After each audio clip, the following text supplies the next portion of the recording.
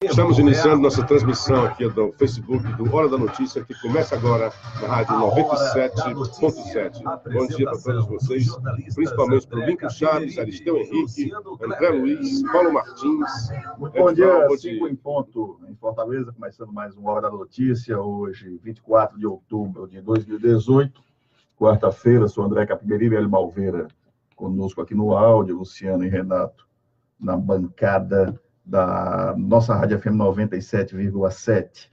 E eu tô doido, já provocando aqui vocês dois, que essa eleição acabe logo. Nunca vi tanta calhordice de todos os lados em todo o Brasil. Ainda bem que a eleição aqui no Ceará já acabou. O Haddad, o PT, que se faz de vítima na tal das fake news, ontem embarcam a fake news contra o general Mourão, vice do Haddad, aqui sem querer qualquer juízo de valor perante o general. Eu, particularmente, acho que ele é um homem preparado, sim, para disputar o cargo que tenta de vice-presidente da República. Tem um conteúdo intelectual. E no final de semana, no interior da Bahia, e o Geraldo Azevedo fazendo show, e acha que porque estava no interior da Bahia, pode sair atacando os outros, que ninguém vai descobrir. Disse que foi torturado pelo general Mourão. O Haddad embarcou na fake news, não se deu conta de fazer qualquer cálculo, até de idade, e o Geraldo Azevedo voltou atrás, quando ontem pela manhã o general Mourão negou, disse que tinha 16 anos na ocasião que o Azevedo foi torturado, que não estava nem no exército e queria processar o cantor. Ou é baiano ou pernambucano, sei lá, o Paraíba, acho que é paraibano. Pernambucano. O Geraldo Azevedo voltou atrás. E o Haddad, quando o ato em campanha foi informado, não teve a dignidade de pedir desculpas a quem ofendeu e jogou a culpa para cima do Geraldo Azevedo. Se ele disse, eu fui junto, eu embarquei. Já na campanha em São Paulo, baixaria também, comendo de esmola, jogaram lá um vídeo do Dória com 4, 5 mulheres nuas. Supostamente do Dória. Não, e ele negou com a mulher dele, ou seja, outra fake news, até que se prove o contrário, uma baixaria de lado a lado.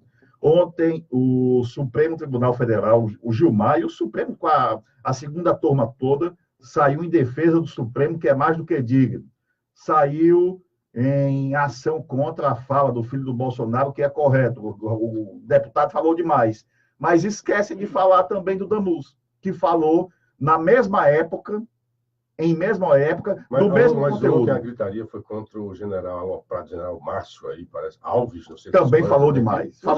O general e que o comandante do Exército, em boa hora, já mandou abrir uma sindicância militar. E disse que se for detectado... Ele está na reserva, né? Mas pediu para o Ministério Público Militar investigar. Exato, e que se for detectado que ele errou, ele pagará. Pagará não sei como, já que ele está na reserva. Mas, enfim, tomara que essa campanha acabe. É muita baixaria, as pessoas brigando em Facebook, em redes sociais. Eu não uso Facebook, Twitter, para bater boca com seu ninguém. Enfim, quanta baixaria, Luciano Clever, em meio a tudo isso, em meio a esse bombardeio que o Bolsonaro sofre, a vantagem dele ante o Haddad cai no Ibope, caiu de 18 para 14 pontos de vantagem, 57 a 43, sobe a rejeição em 5% e cai também a margem do percentual dos candidatos que afirmam que votarão nele. Vamos ter um raio-x amanhã com o Datafolha. Bom dia, Luciano. Bom dia, André Capiberibe. Bom dia, nossa legião de ouvintes aqui. São tantos que passa muito rápido, mas já quero agradecer a audiência, abraçar o Dr. Paulo Roberto Grijava Parente da Costa, o Gilvan Colassi, o Xandan Souza, Fernando Carvalho, Olavo Souza, Antônio Lacerda, Michel Mendonça, bom dia, o Fidelis Veloso, Jesus Alves, Fabiola Duran, Luiz Camilo, Edival Filho Ajuda, Juveraldo de Souza, o Elton Nogueira, Josiano Silva, muita gente. Um grande abraço para todos vocês. Agradecer a vocês que nos acompanham no Facebook e pedir que compartilhem, interajam conosco para ampliar a nossa audiência. Aliás, por falar em audiência, hoje quero já começar dando uma notícia que a Rádio Princesa do Norte AM, que retransmitia o nosso programa quando estávamos na Assunção, ontem o Maírton me ligou e disse: Luciano, vocês não estão na internet, mas nós vamos dar um jeito de transmitir via a live de vocês. Então, a partir de hoje, nós estamos também na Rádio AM Princesa do Norte de Morrinhos. Um grande abraço para os nossos queridos ouvintes de Morrinhos, que a gente já estava também com saudade, imagino vocês também de nós. Muitos fatos realmente, né, André? Vamos começar para a grande barrigada e a estupidez do Fernando Haddad, porque ele queria, ele estava tão ansioso, achava que era uma coisa fenomenal, como costumam ser os fake news, que chegou a dizer, isso tinha que estar amanhã em todas as capas de jornais. O vice do Bolsonaro é um torturador, torturou o Geraldo Azevedo. E ele foi contestado logo depois pelo Ascalânio, que era um dos entrevistados, e disse, olha, Mourão está lá com um repórter nosso no Rio Grande do Sul e está contestando, dizendo que não tinha idade, e a nossa produção testou aqui que ele nasceu em setembro, ou era agosto de 1953, portanto, ele tinha 16 anos nesta época que o Geraldo Azevedo foi torturado, estava ainda no colégio militar, era 69, só veio a entrar nas Agulhas Negras em 72 e só foi formado em 75 na Academia de Agulhas Negras, Militar de Agulhas Negras. Então, ele não teria. Diante da realidade, olha só, o Haddad estava dizendo uma fake news. Foi desmascarado, o repórter esclareceu, disse que a própria produção não era apenas uma resposta do general Mourão, mas a própria produção conferiu, nascido em 53, não tinha como ser o torturador. Então, em vez de ele se desculpar e dizer, olha, a culpa foi do Geraldo Azevedo. Isso é típico. Então, é assim, por que o Haddad e o PT estão acusando todo mundo? É de que as pessoas estão recebendo fake news e disseminando, sem fazer a checagem. As grandes obras, grandes veículos de comunicação dizem muito isso, né? É até uma cartilha. Sempre que vocês receberem essas notícias, vão atrás e chequem, e não partilhem se não tiver a certeza. Então, o Haddad foi de uma irresponsabilidade e arrogância tremendas. A primeira irresponsabilidade é fazer uma acusação seríssima dessa, de que uma pessoa tinha sido torturador, não checar, e diante do fato, né, diante da realidade de que não poderia ser possível um garoto de 16 anos ser o torturador do Geraldo Azevedo, e o próprio repórter disse, o Geraldo Azevedo já desmentiu também, ele segurou e disse, olha, é porque as pessoas que são torturadas realmente estão passíveis de fazer esse tipo de confusão, e segurou, não se desculpou em nenhum momento. Bom dia, Renato. E aí, Renato? Bom dia. Olha, eu sou mais direto nessas coisas. O que houve na história do General Mourão foi canalice do candidato do PT, se comportou como um canalha, e canalice do senhor Geraldo Azevedo, que não passa de um canalha. Eu não vou entrar... Não, e frouxo. Não, e frouxo. Canalha. Aí quando o general falar, disse que... André. Claro, vai falar. Quando o general disse que iria processá-lo, você também interrompe bastante. Tá certo. Quando o general disse que iria processá-lo, falar... ele voltou atrás. E aí quebra o raciocínio. Quero dizer aqui o seguinte. É canalice do senhor Haddad, que agiu como um canalha, é canalice do senhor Geraldo Azevedo, que não passa de um canalha. Esses artistas precisam entender que o fato deles terem um dom de tocar violão, de fazer uma composição, que é um dom muito bonito, de compor uma música. Eu, por exemplo, gostaria muito de compor uma música, não tenho esse dom. Eu acho que é um dom, assim, uma coisa maravilhosa. Por exemplo, um Paul McCartney, né, fazer músicas lindas, não é? Um Elton John, não é? Esses artistas aqui mesmo no Brasil, um Roberto Carlos e o Erasmo, eles têm um dom. Mas o fato deles serem artistas não dão a ele nenhum protagonismo moral sobre ninguém, nem o direito de querer tutelar a opinião de ninguém, nem o direito de querer impor as visões deles a ninguém. Esses artistas precisam entender, se colocar no lugar deles, que quando uma pessoa vai para um show, ninguém está interessado em saber o Geraldo Azevedo é assim ou é assado, porque a gente vai para um show, paga para ver o artista e a obra dele. Não, muitas vezes até discordando de posição política que ele assume. Tem que acabar com isso. Essa eleição, inclusive, vai servir para que esses artistas fiquem nos seus devidos lugares. Eles podem ter as suas manifestações como cidadãos, é justo. Mas em cima do palco, não. Isso é uma forma de desrespeito ao público. Vem aquele roqueiro drogado, maconheiro, lá da Inglaterra, não sabe de nada da política brasileira. Aquele tal de Roger Waters, que no tempo do auge do Pink Floyd pegou droga, ácido, escambau. Aliás, o ministro da Educação disse que ali também seria caixa 2, porque ele estava recebendo dinheiro, uma boa grana, 40 milhões para fazer os shows, e meteu o pau numa candidatura. Pois é, então ele vem lá na Inglaterra, um drogado daquele, um maconheiro, fino, conhecido, sabe nada da política brasileira e acha, porque tem um estádio de 40 mil pessoas ao seu prazer, aí fica dando opiniões. Quem é que quer saber? E foi vaiado, né? Quem quer saber a opinião daquele maconheiro? Vá para a Inglaterra fumar sua maconha, rapaz. Rapaz, a artista é a Shakira.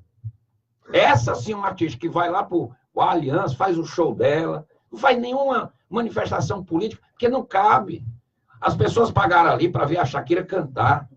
A artista é o Roberto Carlos, que tem poucas manifestações. Uma das últimas manifestações do Roberto, inclusive, foi em defesa da Lava Jato.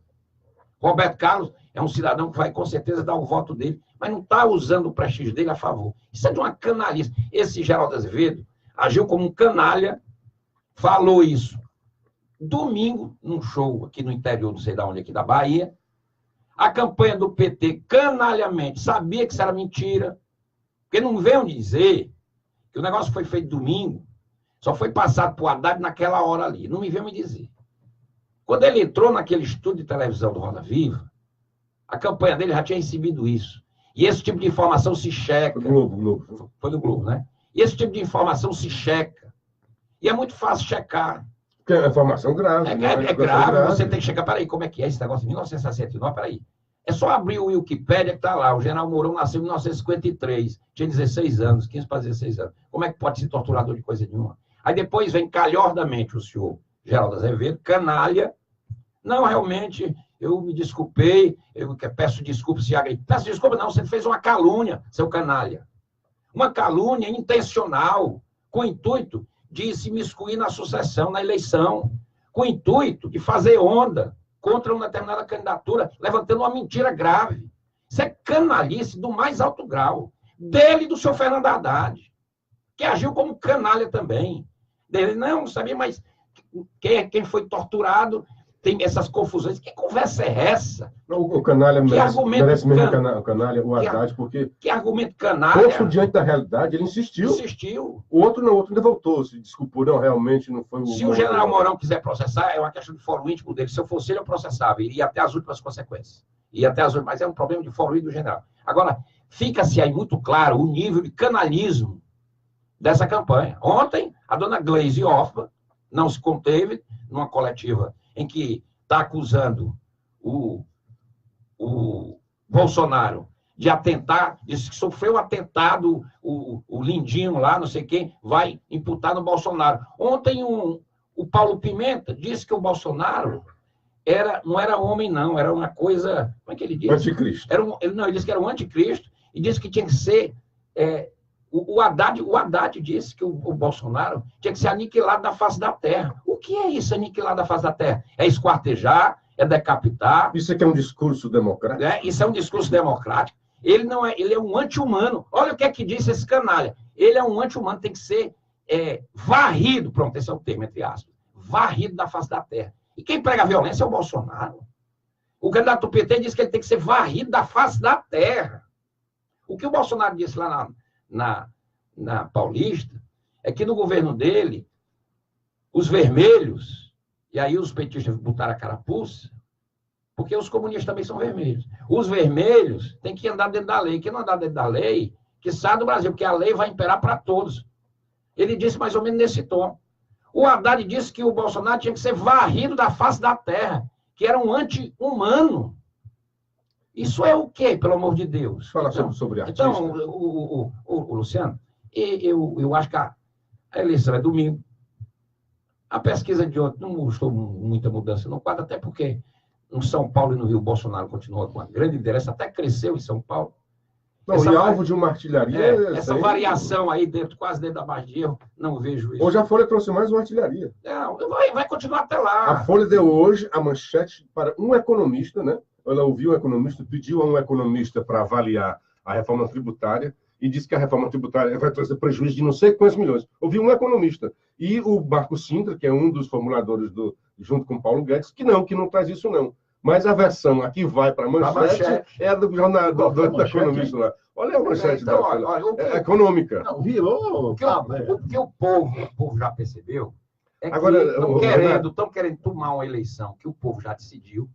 Alguns veículos de imprensa que se transformaram em tabloides de quinta categoria, como a Folha de São Paulo, que vai sair muito mal dessa eleição. Você falou sobre a Folha Fake News, ela vai sair dessa eleição como uma Folha Fake News. É chato. É chato isso para um jornal, a credibilidade do jornal está arranhada. E o povo já nas ruas já percebeu que estão querendo tirar o desejo que o povo já expressou. E não vão conseguir isso. Domingo vocês vão ver. Deixa eu pegar um gancho sobre artistas. Primeiro, eu acho que, tudo bem, o artista deve realmente se expressar, liberdade de expressão, e durante muito tempo foi calado, e foi quando teve mais criatividade artística, foi no período em que tentaram calar os artistas, e tiveram, historicamente, um grande papel. Hoje, na democracia, o que não pode é o artista achar que pode tutelar a sociedade. Não pode é que os artistas globais achar que a sociedade brasileira tem que pensar como eles pensam. Tudo bem, a gente não quer... Uma narrativa que eles inventam. A gente não quer tutelar o pensamento dos artistas, até porque eu sou um deles e corroboro com várias das suas versões, mas a sociedade brasileira como um todo pensa um pouco diferente e a gente tem que respeitar. Mas eu quero pegar esse gancho para falar ontem de uma festa, que seria uma festa lá no Rio de Janeiro, com o candidato Haddad, com Chico Buarque, Caetano Veloso, os de sempre, né, que apostam na esquerda, e seria um evento festivo lá na Lapa. E o Mano Brown... É a turma da Lei Rouanet. Pro Haddad. Estava lá o Haddad junto, era uma campanha. A turma da Lei do Rouanet, estão dizendo. Está dentro da campanha. E o Mano Brown, o rapper Mano Brown, muito conhecido por aí, deu uma de Cid Gomes lá na festa. A diferença é que o Cid foi aqui... babaca também? Não chegou a isso, né? Mas o Mano Brown... Está na Folha de hoje, Mano Brown critica PT e é defendido por Chico e Caetano. Aqui estou lendo a matéria da Folha de São Paulo de hoje, na Folha Política, né? O rapper Mano Brown quebrou o clima festivo de comício de Fernando Haddad, com presença de artistas no Rio, nesta noite, né, dessa terça-feira. Em um discurso de pouco mais de 3 minutos, ele disse achar que a eleição já estava decidida e que se o PT não conseguiu falar a língua do povo, tem que perder mesmo. Diante de Haddad, criticou a falha de comunicação da campanha. A gente estava falando ontem aqui, né, que a campanha do Bolsonaro é muito melhor, comunica melhor, né? Vim apenas me representar. Não gosto do clima de festa. A cegueira que atinge lá, atinge aqui também. Isso é perigoso. Não está tendo clima para comemorar, afirmou o cantor que calou o público nos arcos da Lapa. O rapper chegou a ser vaiado por parte do público. Não vim aqui para ganhar voto. Acho que já está decidido. Se errou, tem que pagar mesmo. É uma versão de Vocês Vão Perder Feio, do Cid, né? Disse, Caetano Veloso pegou o microfone e saiu em defesa do rapper. Disse que o país vive a imbecilização da sociedade. E concordou com Brown, que não seria hora de festa. A fala do Mano traz a complexidade do momento. A imbecilização, porque a sociedade não está pensando mais do jeito que o Caetano quer. Aí o Chico entrou. Eu entendo o Mano Brown, tendo a concordar. Sei que vai ser difícil, mas eu ainda acredito ser possível, disse o delirante Chico Buarque. Pois é, aí o Chico Buarque é igual. O Chico Buarque me lembra muito a Marina, né? A Marina, ela mergulha e volta em 2022, né? A Marina mergulha e volta em 2022 na Copa do Catar. Já terminada a eleição, o Chico Buarque mergulha, vai para o apartamento dele em Paris e acabou-se. Porque é um público que não vive a realidade brasileira. Eles estão acima da média. E aí querem falar pelo povo. Essa hipocrisia dessa classe artística brasileira é que não dá. E não são eles que vão ditar as ordens para o povo brasileiro, não. Porque eles vivem no outro mundo. É igual a celebridade de Hollywood, que fizeram campanha para Hillary, que anarquizaram com o Trump na véspera da eleição, depois foram para suas mansões em Beverly Hills, e o povo americano silenciosamente foi para as urnas e elegeu o Trump. Porque esses artistas se acham semideuses, foram ungidos pelo Olimpo e são iluminados. Não são. E muitas vezes fazem as piores escolhas. Vocês não tutelam o povo. Acabou isso. Isso foi numa época em que o discurso era uníssono. Isso foi numa época da Direta Já, que era uma campanha que 99% da sociedade abraçava. Eu, inclusive, estava nos comícios da Direta. Só não a Globo, né? Só não a Globo. Mas naquela época, estava lá todo mundo, todos os democratas, gente de centro, de direita, à esquerda, porque queria direta.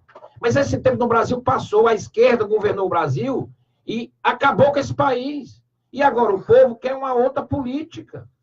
Esse tempo de que vocês querem, dessa narrativa que recebia palmas no público, passou. Vocês têm que entender isso. Essa mania de querer sempre tutelar, de que a sociedade não pode ir por aí. Mas por que não pode? Se ela decidiu ir por aí, e decidir no domingo, ela vai sim. E vocês vão ter que aceitar a derrota. Deixa eu fazer uma pequena reflexão. Antes, deixa eu dar um abraço para o Francisco Carvalho, o Wilson Noca Júnior, o Barroso Filho, a Vera Martins, querida Vera, lá em Aracaju, o Célio Maia, o Gilardi Alves, Antônio Ferreira, o Alexandre Viana, o Francisco Erivan Carvalho, o José Guedes Neto, o Roberto Medeiros, lá de Quixaramubim, o Gregório Borges, o Salomão, o José Guedes também mandando um abraço para nós, o Fábio Tajda, bom dia, amigo, Moésio Vasconcelos, o Davi Duarte, grande Davi Duarte. Pois bem, o que nós vimos ontem no Haddad é tipicamente do PT e que vem sendo feito durante muito tempo, né? Na verdade, essa campanha que eles estão dizendo que o Bolsonaro faz de fake news, os bolsonarianos aprenderam com os petistas que sempre foram, tem até um livro que é uma máquina de moer carne, de moer reputação, né? E a gente muitas vezes cai. Ontem mesmo a gente estava aqui naquela polêmica, daquela frase do Fernando Henrique, que eu acho interessante, né? Esqueçam o que eu escrevi. E muita gente diz até que eles escrevam tudo o que eu escrevi. Na verdade, aí eu fui pesquisar, em homenagem a você, Renato, e também ao nosso público. A frase é um fake news? A frase é um fake news. Aí a Folha de São Paulo, do dia 13 de outubro de 96, trouxe a matéria. Esqueçam o que eu escrevi, é polêmica até hoje. Aí contextualiza, né? A famosa frase atribuída por empresários à FHC, aí aspas, esqueçam o que escrevemos no passado, porque o mundo mudou e a realidade hoje é outra, foi divulgada pela primeira vez pela Folha, em reportagem de João Carlos de Oliveira e Antônio Carlos, em 5 de junho de 93. A frase teria sido dita pelo então ministro da Fazenda, Fernando Henrique Cardoso, em almoço fechado com empresários no restaurante Rubaiá, na zona sul de São Paulo. A reportagem apurou a época com empresários presentes ao almoço, quer dizer, não tinha nenhum jornalista, como Olacir de Moraes, do Grupo Itamaraty, o contexto em que a frase teria sido dita. FHC diz que, segundo apurou-se, negar a possibilidade de choques, pacotes ou confiscos, preocupação essencial dos presentes. O plano real só viria depois e sem confiscos. Indagado pela Folha na última terça-feira sobre o fato, Moraes disse não se lembrar nem da frase, nem do almoço. O presidente sempre... Eram 3 anos depois, né? O presidente sempre negou a autoria da frase, que ficou conhecida apenas por esqueçam o que escrevi. Aí, nessa mesma pesquisa, eu vi já no jornal público... Senão, o Fernando Henrique não negou, né? Negou. O tempo todo, foi. O presidente sempre negou a autoria da frase. Fala presidente, porque a matéria foi em 96, 3 anos depois da frase. Então, essa frase, aí diz, depois o Reinaldo Azevedo faz, olha, lenda política, né? Aí faz uma razoada, esculhamba, diz que essa frase é mais uma fake news do PT que faz com que a gente acredite nessas coisas. Aí vai crescendo, né? Igual do Bolsonaro. O filho do Bolsonaro, quando está contextualizado, é em cima de um fato de exceção. Se o tribunal agir de forma como exceção, ele também agiria de exceção. Aí você já ouve alguém dizer, olha, o Bolsonaro, o filho do Bolsonaro, está ameaçando fechar, vai criando, a ponto de chegar a dizer...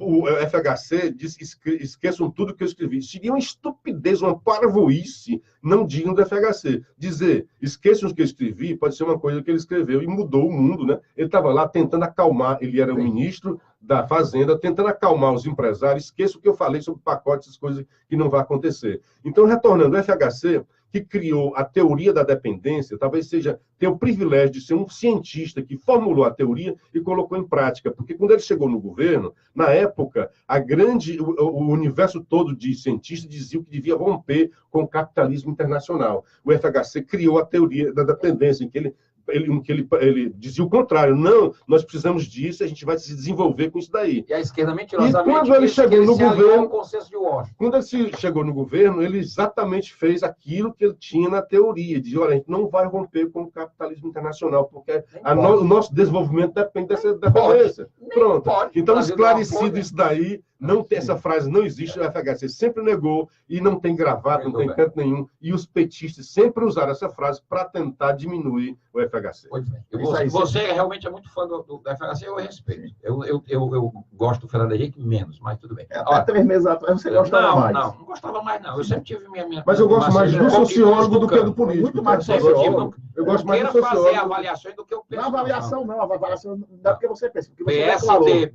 PSDB, sempre tive com o PSDB uma visão muito crítica. Inclusive nessa campanha, desde o início. Vamos falar a história do vendedor? Posto, não morro de amor por partido nenhum. Então, sobre fake news. Agora, deixa eu dizer uma coisa aqui. Ontem, tem uma coisa que passa, engraçada, a imprensa que gosta de tirar coisa desses contextos, fazer um carnaval, quando é contra o Bolsonaro, que está muito claro, alguns órgãos de imprensa, né? Folha de São Paulo, Jornal Povo aqui e tal. Ontem, aconteceu uma coisa que eu ouvi na Jovem Pan, e a Rádio Jovem Pan, ela vai merecer um prêmio de jornalismo nessa campanha, que ela mostra os dois lados. Esse é jornalismo. E não faz uma narrativa anti-Bolsonaro, que virou uma espécie de narrativa da mídia. Quer dizer, para você ser um jornalista razoavelmente sério no Brasil hoje, você tem que ser contra o Bolsonaro. Por quê? Tem que ser a favor do PT. Por quê? Porque o Bolsonaro vai acabar com a democracia. Onde é que está dito isso? Porque o PT vai revigorar a democracia. Aonde está dito isso? Em 13 anos eles tentaram tudo contra a democracia brasileira, comprando a democracia brasileira com dinheiro da roubalheira da Petrobras. Aí vocês inventam uma narrativa mentirosa sem base na realidade. Ontem a dona a Narizinho, como é o nome dela? Glaze Hoffmann. Pois é, a Glaze Hoffmann. Pronto, a Glaze Hoffmann, que escapou, né, de perder o fórum, porque senão o Moro mandava prender ela, mas ela ganhou o mandato de deputado federal, não teve a mesma sorte. O Requião, o menino lá, né? O Lindinho, né? Que está preocupado, diz que ele não dorme mais, não. Está preocupado que depois de janeiro não tem mais fórum, não. Mas, enfim. A Glaze ontem, numa coletiva de imprensa, no final... E está com um artigo hoje na Folha de São Paulo. No final, ela dá um grito. Vamos à vitória. Lula livre. Vamos tirar o presidente Lula da cadeia. Olha, meu Deus, ela fez isso Ela ontem. diz isso e saiu outra forma. A Jovem Pan botou o áudio. Eu não sei por que a Globo não botou esse áudio. Eu não sei por que a Folha não destacou numa coletiva de imprensa ontem. E vamos tirar o presidente Lula da cadeia. Aí você diz assim, ela não pode tirar o presidente Lula da cadeia. Mas o filho do Bolsonaro também não pode fechar o Supremo. Mas não dá. Não pode mandar um soldadinho lá. Não pode também, não. Mas não dão uma dimensão aqui, não. E nem o Damus pode. Pois é. Mas voltando ontem... Mas não dão uma dimensão. Agora, o Damus pode. O Damus pode em termos de... Poderia, na época, lá. Ele podia fazer leis. Mas vocês não entenderam o seguinte. E o Bolsonaro, o cara é policial federal. Ele não é nem do exército. O que está por trás da frase da Glaze é um ato falho do Fernando Haddad no primeiro turno, quando o Haddad era Lula, antes de virar o camaleão. Disse que queria subir a rampa. Queria subir a rampa com o Lula. Quando o Lula ainda era candidato. Exatamente. Mas voltando à questão... a Glaze ontem disse assim, Lula livre, vamos tirar o presidente Lula da cadeia. Ou seja, esse é o verdadeiro propósito se o PT ganhar a eleição. E voltando à questão inicial, Luciano, abriu falando sobre isso, a segunda turma, de fato, se posicionou contra aquele coronel aloprado da reserva. Doido. Mas o Gilmar ontem falou sim de forma seletiva. Nem ditadura fechou o STF de Gilmar Mendes sobre fala de filho de Bolsonaro. Por que não falou também do Damus, que foi na mesma época a declaração? O Celso de Mello, num discurso... O Gilmar devia te explicar, porque ele, o Toffoli e o Lewandowski soltaram até hoje o Zé Disseu, este bandido, que é condenado pela segunda vez a 30 anos de cadeia. O Celso de Mello, ontem eu vi, depois daqui exposto, que ele tinha falado na segunda, ontem eu ouvi a fala do decano, né? Uma fala, e ontem falou de novo. Tá bom, ontem o decano falou de novo. Uma fala... uma fala arrogante, vaidosa, usando de um português que poucos compreendem.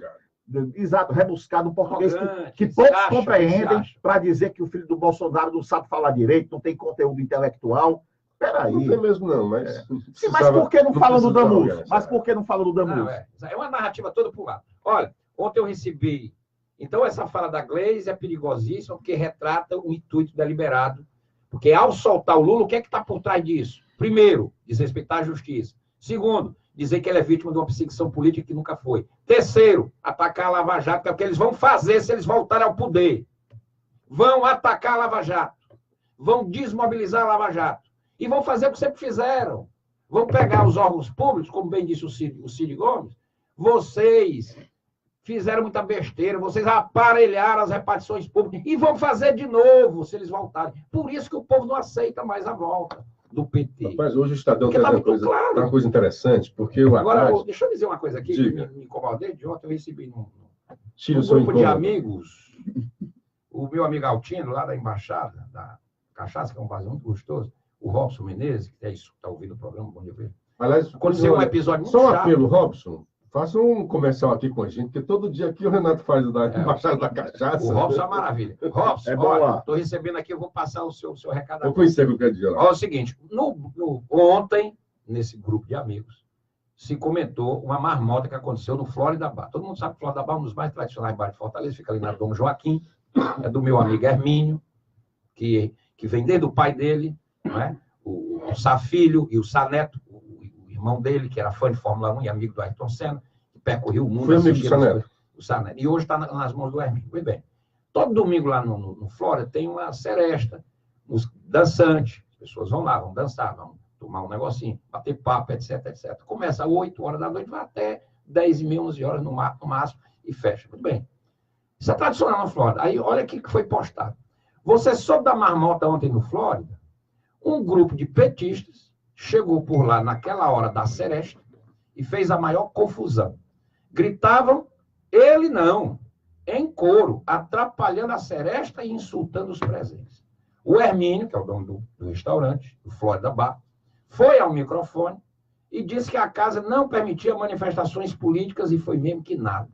Acabaram com a noite do Hermínio e de quem estava lá. Eu frequento o Flórida Bar desde 12 anos, quando o papai me levava aos domingos para comprar panelada para a mamãe.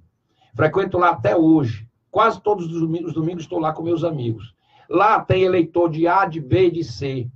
As discussões são sempre respeitosas. Ninguém desrespeita posições. Isso aqui é coisa de canalha. Você querer entrar num bar e querer impor a sua ideologia. Isso não existe. Num momento de lazer, que as pessoas estão ali, quem é Haddad, quem é Bolsonaro, está preocupado em outra coisa, estão dançando, ouvindo música. Os caras não entendem isso, porque os caras são doentes. Isso é doença, isso aqui tem um nome. Doença e desrespeito. E antidemocracia. Isso aqui é que é ser antidemocrático. Muito bem.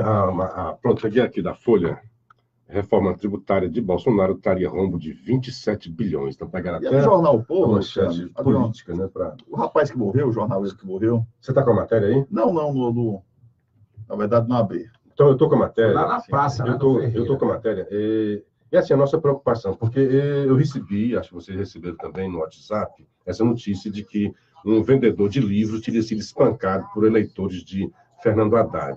E a gente não tinha como apurar, portanto, não falou aqui. Mas hoje, o Jornal O Povo trouxe família cobra, espancamento. Família cobra investigação sobre morte de vendedor. A família de Valdenir Mendes Cirino cobra investigação sobre a morte do vendedor. Ele foi vítima de espancamento na Avenida 13 de Maio, no último dia 11 de outubro. A vítima morava no bairro Jardim Jatobá. De acordo com a esposa, grávida de 3 meses, no dia do crime, o comerciante saiu de casa para aproveitar algumas promoções, pois vendia livros na Praça dos Leões, no centro. Quando voltou à residência, estava com hematomas espalhados pelo corpo. Ele relatou que voltava do centro a pé, quando foi abordado na Avenida 3 de Maio, por grupo que fazia panfletagem do candidato Fernando Haddad. Então, não está esclarecido ainda, a polícia está atrás, mas os indícios é de que ele não aceitou a panfletagem e foi espancado por esses eleitores, não sei nem como dizer o nome, né?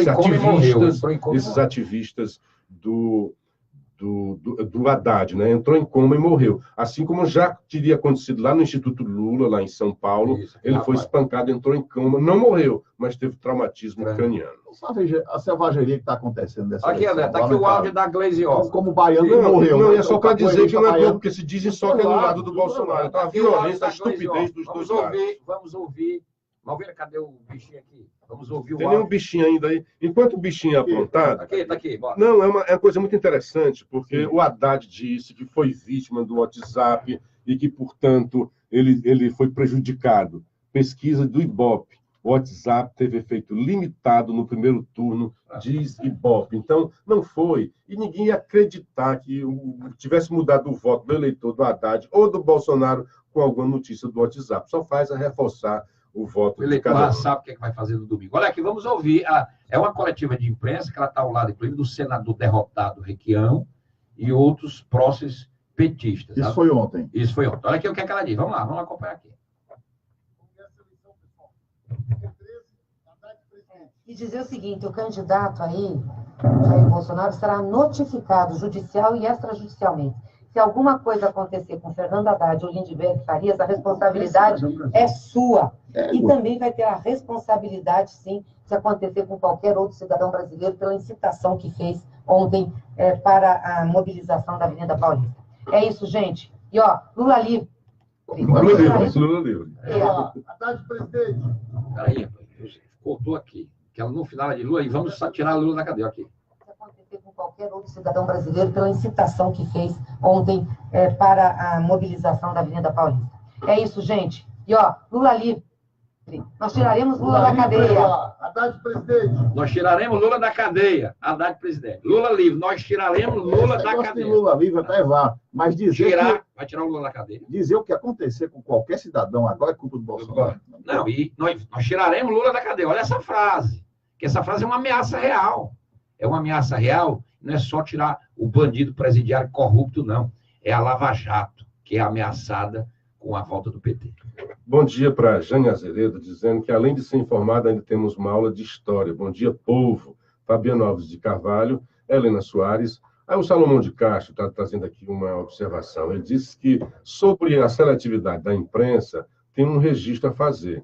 No primeiro turno, a ex-presidente da CI, a Dizia Sá, apoiou a candidatura de Eduardo Girão ao Senado em vídeo. Isso foi registrado pela imprensa. Era bom dizer qual foi, viu, Salomão? Agora, a mesma Dizia registrou em vídeo apoio a Fernando Haddad. Os mesmos veículos não divulgaram o vídeo. Tenho ambos os vídeos e tratei com os jornalistas sobre essa contradição.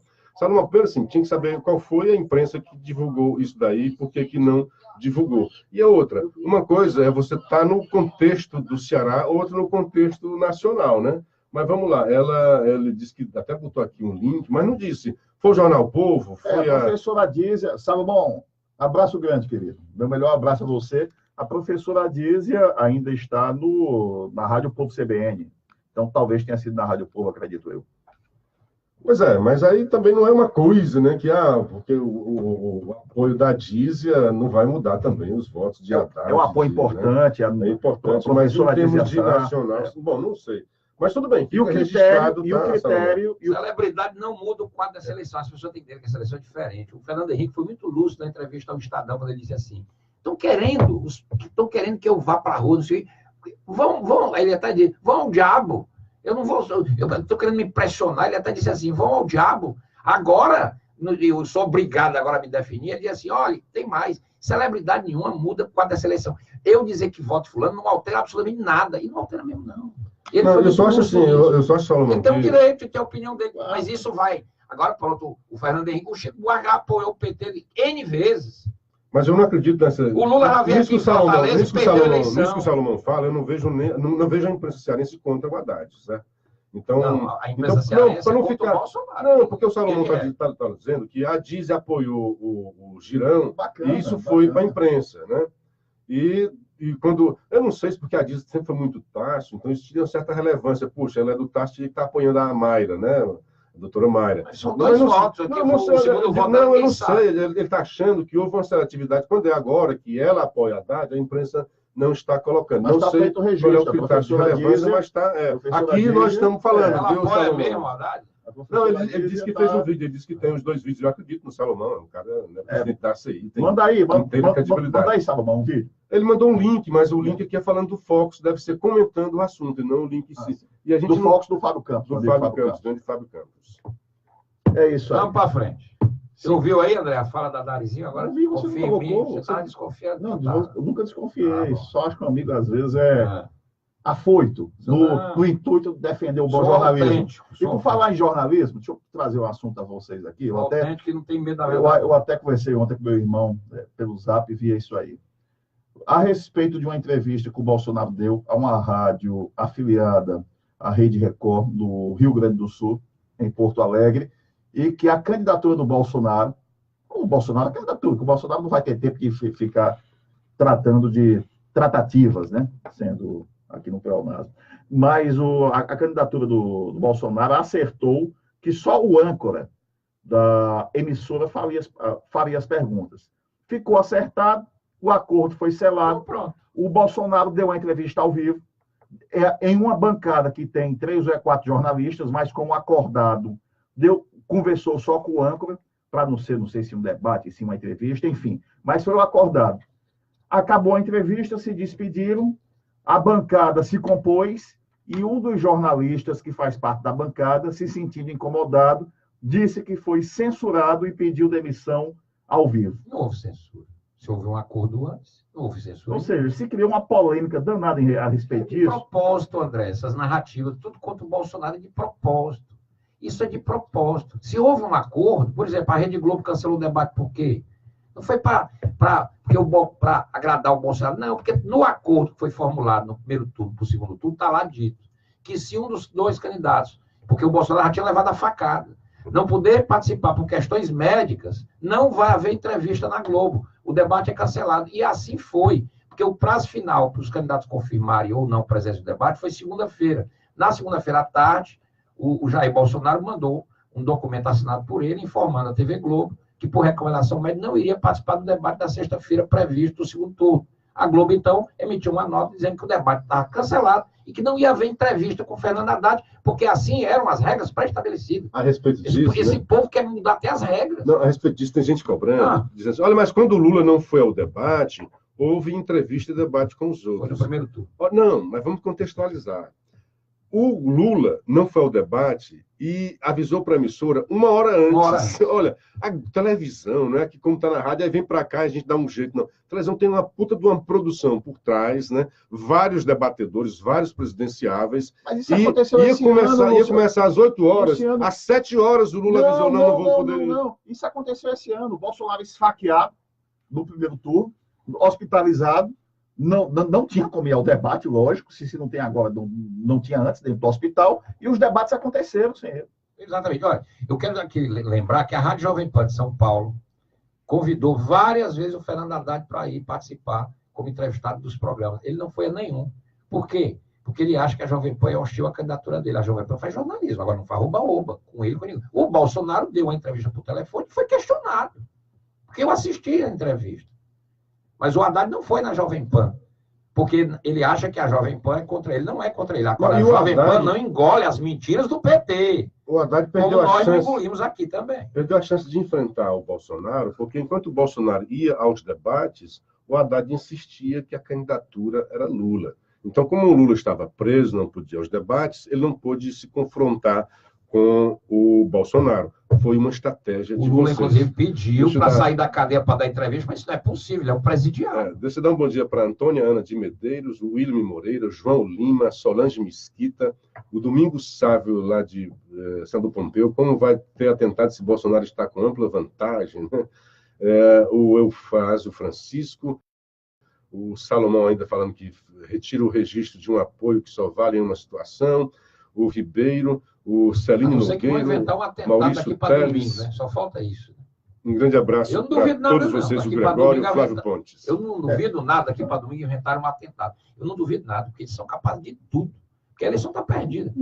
Renata, está perdida, agora, enfim, está perdida, está perdida. Agora, vamos ver o Datafolha de amanhã. O Salomão disse que o vídeo da Diz apoiando, você estava em dúvida, né? Sim. Apoiando o Haddad, está no seu WhatsApp que ele passou para você. Vamos soltar. Agora, a pesquisa do Ibope de ontem registra uma tendência de subida, mesmo que discreta, do Haddad, consequentemente queda do Bolsonaro, ao diminuindo a rejeição do Bolsonaro, aumentando a rejeição ao Bolsonaro, diminuindo a do Haddad e diminuindo o voto consolidado mas a do rejeição Bolsonaro. do Haddad continua acima do Bolsonaro. 41 a 40. Os dois 41 a estão 40. rejeitados, por que um vai tirar 17 pontos do outro? Eu não estou dizendo isso. O que eu estou dizendo é que a pesquisa retrata um crescimento do Haddad e uma queda do Bolsonaro. Eu estou dizendo que a tentativa é essa desse bombardeio midiático, Que está surtindo inclusive efeito. mentiroso. Surtiu algum efeito. Mas, e outra coisa... Mas como a pesquisa dá 95%, porque a pesquisa do Ibope, você tem que analisar também o seguinte, ela tem esse corte nacional, mas, curiosamente, nos cortes dos estados, o Bolsonaro cresceu. O candidato... Cresceu em São Paulo, cresceu no Rio. Não, o Bolsonaro... Cresceu. O Bolsonaro caiu em Minas, Cresceu mesmo em São na margem Paulo, de erro, caiu em Minas. Na margem de erro. E o candidato dele caiu no Rio Sim, de Janeiro. No Rio ele cresceu, em São Paulo ele cresceu 1 ponto, e o Haddad caiu em São Paulo 1 ponto.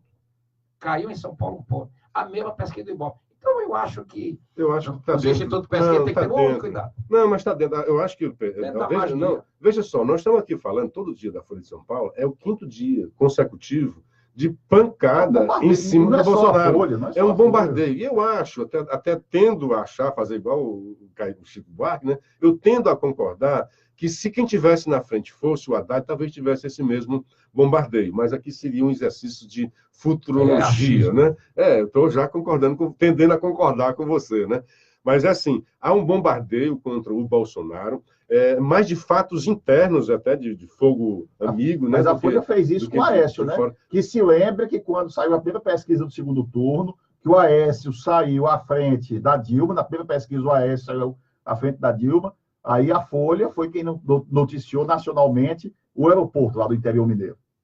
Pois é, exatamente. Foi a grande pancada assim, em cima do Aécio. E aí começou uma decaída do Aécio. Então, era normal, era previsível, eu imaginava até que fosse um pouco mais, dentro da margem de erro. E só uma correção, André. Pois não. Que o Andrade, na verdade, na verdade, é estagnado, viu? Porque quando vai para os votos válidos, ele não se mexe, certo? Nos votos totais, ele cresce. Quando há nos votos válidos, ele mantém os 37, os 40 e pouco. Aí 43. 40, 37. Ou era 37, São não me lembro, 14 né? pontos a diferença. Ele dá mais de erro. Não houve mas se você olhar, porque tem dois universos. O universo totais e o universo de votos válidos. No universo total, ele cresce dentro da margem de erro, e no outro fica estagnado. E você vê, aumenta o número de brancos e aumenta o número de nulos. Em consequência do crescimento da rejeição do Bolsonaro acima da margem de erro. Não, só um pouquinho, só terminar isso aqui. É que o voto que, por acaso, tenha saído do Bolsonaro, ele não foi automaticamente o Haddad. Um pouco foi para voto nulo e um ponto de cada um. Foi 1 ponto para voto nulo e 1 ponto para voto em branco. E outro para o camarada que vai viajar para a praia, não vai querer votar em ninguém. Até porque tem que se lembrar que aqui, enfim, mas só aqui no Ceará, né, nacionalmente, mas aqui no Ceará, segunda-feira é feriado, não, para quem é funcionário público do Estado. Eu prefiro a análise do Lavareda. O Lavareda é ótimo. Ele, no Canal Livre, ele disse: do primeiro para o segundo turno, é muito fácil a conta matemática. Ele teve 48 milhões de votos. E você, por exemplo, vamos aqui analisar aqui, eu não sou pitoniza, não, mas vamos aqui analisar aqui. No primeiro turno aqui em Fortaleza, o Ciro ganhou, Bolsonaro ficou em segundo, Haddad ficou em terceiro, bem abaixo, em Fortaleza, foi em Fortaleza. Muito bem. Respectivamente, 40% para o Ciro, 34% para o Bolsonaro e 19% para o Haddad. Qual é a lógica do... Os 34 Bolsonaro vão votar no Bolsonaro. Ou alguém acha que alguém que votou no Bolsonaro no primeiro turno vai agora votar no PT? Não vai. Pois bem, ele vai manter os seus 34. E vai crescer aonde? Num eleitorado do Ciro, que uma parte vai para ele, e num outro eleitorado que votou a Moedo, etc., que a tendência também é para ele, por causa do antipetismo. Agora, no segundo turno, a eleição não é o Haddad contra o Bolsonaro. A eleição é o PT e o não PT. A eleição é o plebiscito. PT, sim ou não. O PT quis se livrar disso quando fez a metamorfose da campanha, mas não se livra. Porque a campanha todo dia ele ficou dizendo que o Haddad é Lula, Lula é Haddad. E ontem a Narizinho escorregou. Quando ao final da coletiva, nós botamos uma hora aqui, disse: Lula livre, vamos tirar o Lula da cadeia. Aí entregou a senha. Aquilo ali, o Haddad deve ter dito: uma louca, como é que faz isso? Segura o narizinho. Acaba com a estratégia dele de dizer que ele não tem nada a ver com o Lula. Até porque, segundo consta, o Narizinho e o Haddad não se dão nada bem. Mas ela é a presidente do PT, né? É a presidente do PT. 5 horas e 48 minutos. Sim, o Salomão mandou ou não mandou, rapaz? Eu acho que, inclusive, que ontem o Haddad fez uma análise culpando até o PSDB pela futura eleição do Bolsonaro. Porque o PT ele é muito assim, ele não assume seus erros, nunca assumiu, né? É aquela frase do Ciro. Como é o PSDB? O que o PSDB tem a ver com o Bolsonaro? Ele ontem fez uma avaliação dizendo que o Bolsonaro vai ganhar a eleição, se ganhar a eleição, por dois fatores. Pela campanha horrorosa que o PSDB fez, batendo nele e no Bolsonaro, na ótica dele era para bater só no Bolsonaro, e pela facada. Essa é a análise simplista do senhor Fernando Haddad, dizendo por que ele pode perder a eleição. Porque a facada, tá entendendo, que não matou o Bolsonaro, que talvez, se ele tivesse morrido, evidentemente não ia ser eleito, porque um defunto não se elege. Mas como ele não morreu... Não, eu vou mostrar. Não, mas isso aí é demais, né, Renato? Também. Estava ontem no UOL. Isso é demais. Eu sei. Estou mostrando isso aqui, ó. Quem está no Facebook está assistindo. Quem é esse daqui? Isso que é o General Mourão indo torturar o Geraldo Azevedo. É um garotinho. Como é? É os memes, né? Um garotinho fardado. Saindo para torturar o Geraldo Azevedo. Rapaz, esse Geraldo Azevedo, isto é um canalha de macarrão. Rapaz, vai fazer tuas músicas. Não se mete em coisa séria, não. Um negócio de mentira. Tem vergonha, Geraldo Azevedo.